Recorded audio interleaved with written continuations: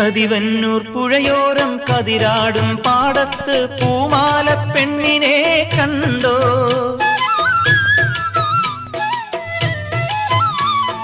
കണിമഞ്ഞിൽ കുറിയോടെ ഇളമഞ്ഞിൻ കുളിരോടെ അവനെന്നെ തേടാറുണ്ടോ? ആ പൂങ്കവിൾ വാടാറുണ്ടോ? ആരോമലിയാതിര രാത്രിയിൽ അരികെ വരുമോ? നീലക്കുയിലെ ചൊല്ലുമ